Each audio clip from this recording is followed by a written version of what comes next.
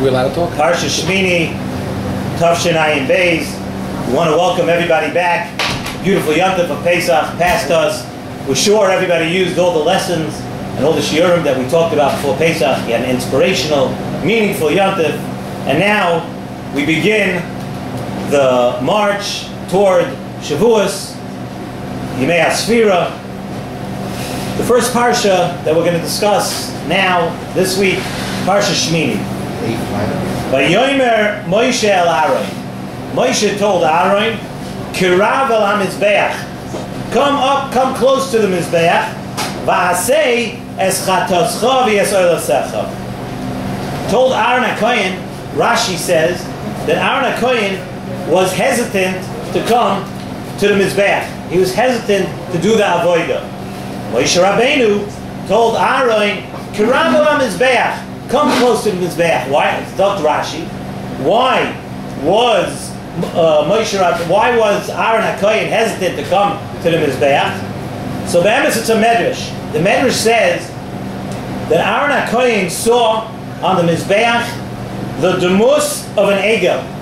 He saw something which seemed like the figure of an egel on the Mizbeach. And for that reason, since it reminded Aaron HaKohen of the Chet HaEgel, for that reason, Aaron HaKohen was embarrassed. He didn't want to come to do the avodah, to come to the Mizbeach. So Moshe Rabbeinu, you see, Rashi says, the Medrash says, Moshe Rabbeinu told Aaron HaKohen, Kirav el HaMizbeach, Lama ata boish. Why are you embarrassed? Why are you so hesitant to come to the Mizbeach? Lekach nivcharta. Why aren't you coming to the Mizbeach? This is what you were chosen for. And when it's your job, if the Rebbeinu Shalom nivcharta, if the Rebbeinu Shalom chose you for the job, then you have to come. Lekach nivcharta. You were chosen for this job. So Nesivas Shalom asks on this right away a question. We say, Loma ata boish. The question is, we're asking Aaron HaKohen, why are you embarrassed? Why is Aaron HaKohen embarrassed? Frankly, Nesivas Shalom, this is actually this is a normal reaction. This is actually a very good reason for Aaron HaKohen to be embarrassed. Because whatever you want to say about the Chet HaEgel, whatever you want to say about Aaron HaKohen, the bottom line is that Aaron HaKohen had something to do with the Chet HaEgel. So Aaron HaKohen was embarrassed. He had a very good reason embarrassed. Why is Moshe Rabbeinu asking, Loma ata boish? Why are you embarrassed? Chazal tell us, based on a Gemara, the Sechta Avodah Zarah, Daf Daled Amud Beis, that the Iker Chet of the Egel was not that they actually made the Egel. And the Mefarshim go through different reasons. It was Lahiris Tshuva L'Rabim to teach about the Inyan of Tshuva the Egel. But the Gemara says that the real Chet of the Egel, the thing that was really, really bad about the Chet of Egel, was the fact that when Moshe Rabbeinu came down from the mountain, he saw that Klal Yisrael, they were happy. They had made a circle, and they were dancing, and that, Zog the Mefarshim from the Gemara, that was the worst part of the Chet HaEgel, that they were happy when they did the Chet. By a Yid, when a Yid does an Aveira, inside he's broken, and he's really broken. There's no such thing as a Yid after he does an Aveira that he's happy. And by the Chet HaEgel, we see that not only were Klal Yisrael not broken by the Chet HaEgel, but they acted happy. And the Gemara says that was the Iker Chet of the Egel. That they didn't behave like a Yid behaves when he does an Aveira.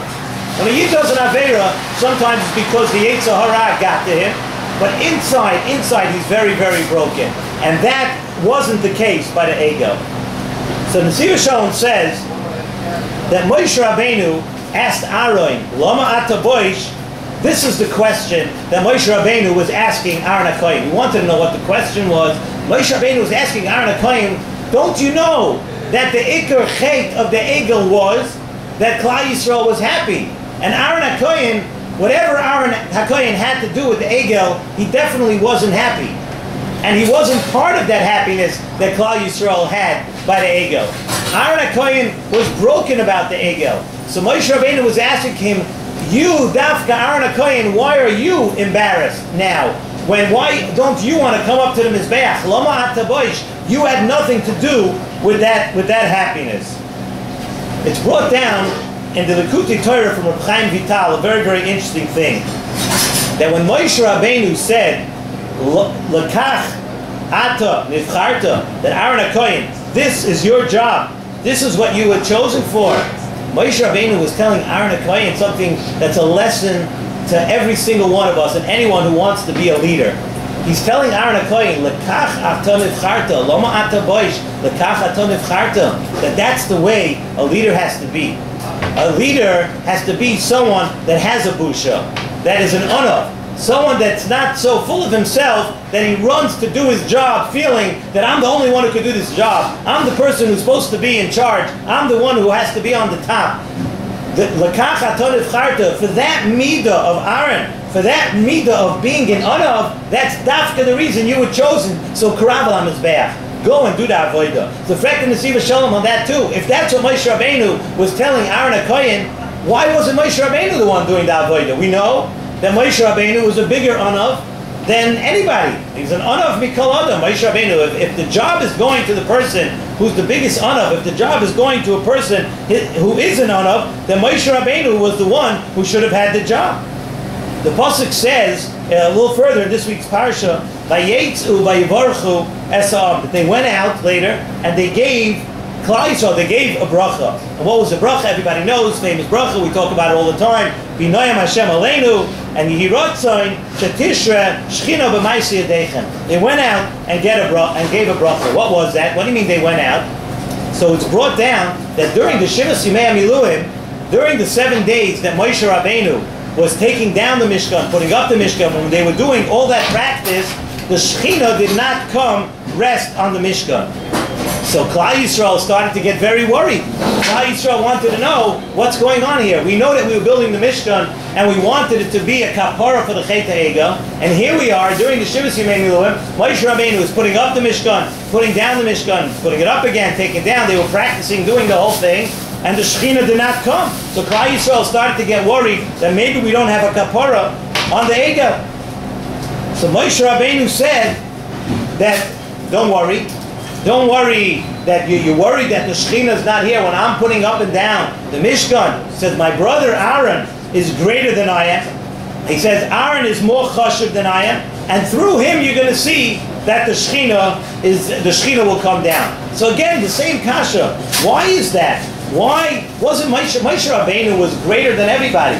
Why is Moshe Rabbeinu saying over here again, don't worry about the fact that the Shechina is not coming down when I was doing the Avodah. Aaron is greater than I am. What is that? What does it mean Aaron is greater than Moshe Rabbeinu? We know that Moshe Rabbeinu was great in Anivas and also stam greater than any person who ever lived. So what are we saying again that Aaron is the one? So we can answer really Teretz from Nesivas Shalom, that here, one thing we established, that the Hashras HaShechina that was going to be by the Mishkan was coming because of Anava Ubusha. It was going to come through somebody who was not this great assertive leader, someone who's Balgaiva. We know that the Hashras HaShechina was going to be through Anava Ubusha. But there's two ways of being an Anav. There are two reasons why somebody becomes an unav and someone feels humble.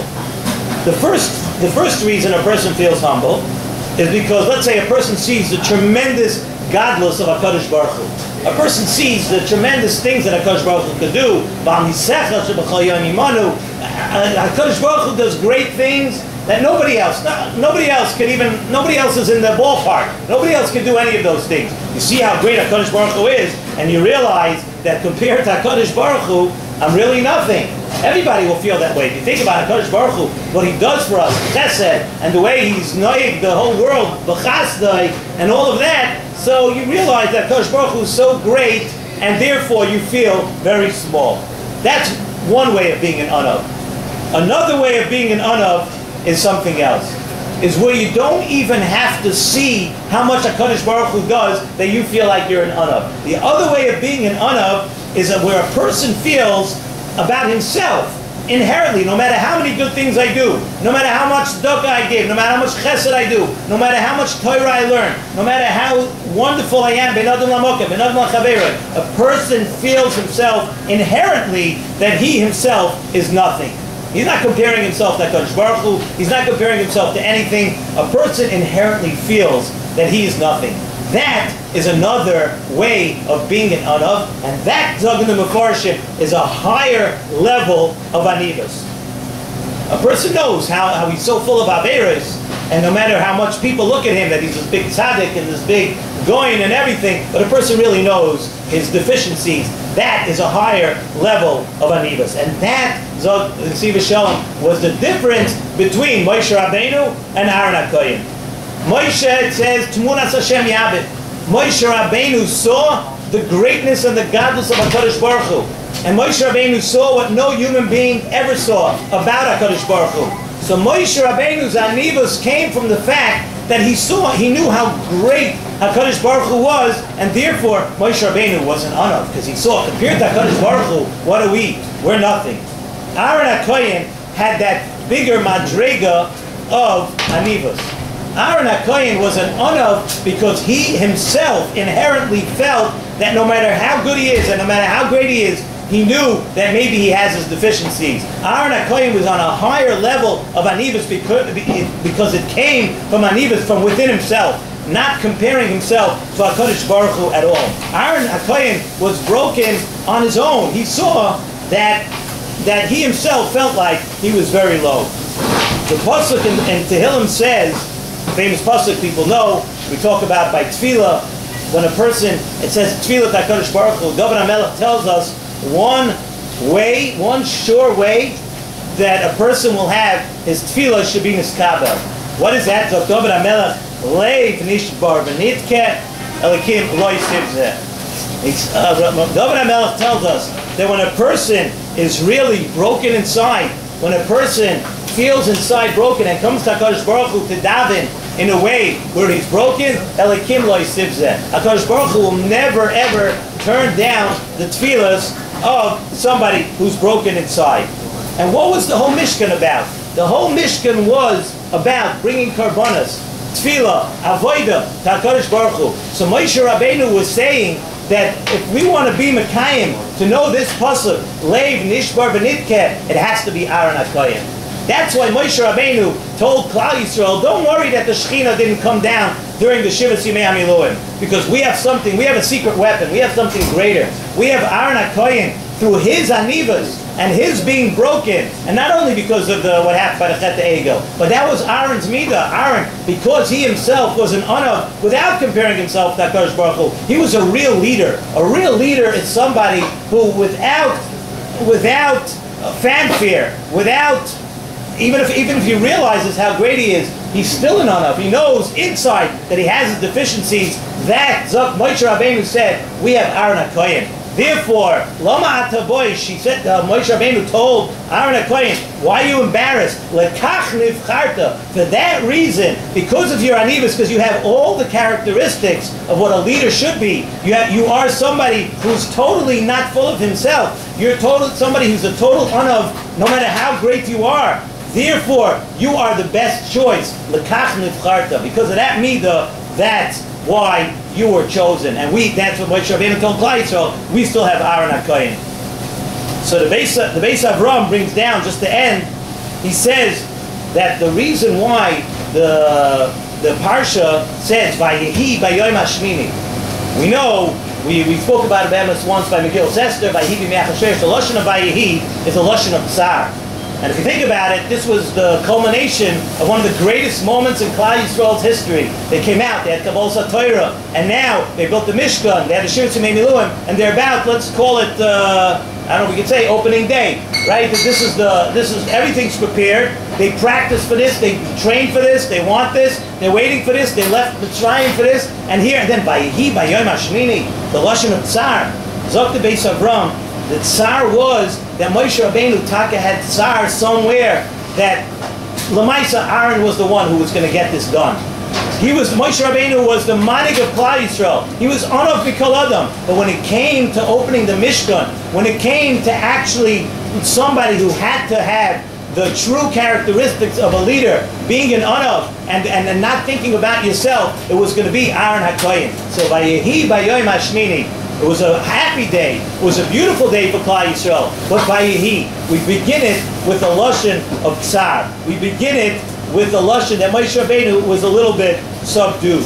And now, just to take a lesson out of here, the lesson over here really is a lesson to somebody who wants to be a leader. And that's what we see from this week's Parsha, that being a leader and somebody who wants to step up and be a Rebbe, be somebody that's a Manik, be someone that's a Rav, one of the big characteristics has to be is that really he can't think too much of himself. He has to realize that despite all his greatness and despite all his talents, what HaKadosh Baruch Hu wants to see, and if we want to have a conduit, a place where, well, like the Mishkan was, where our tefillos will go straight up, like David HaMelech says, where it's uninterrupted, leiv nishbar v'nidkeh. The way to do it is when you're broken, when you're an ono, when you realize what it's all about. We should talk to be zoicha. Now, this week that we're starting to build the Mishkan, we should each be zoicha to take this lesson, all of these lessons, to build our own Mishkan.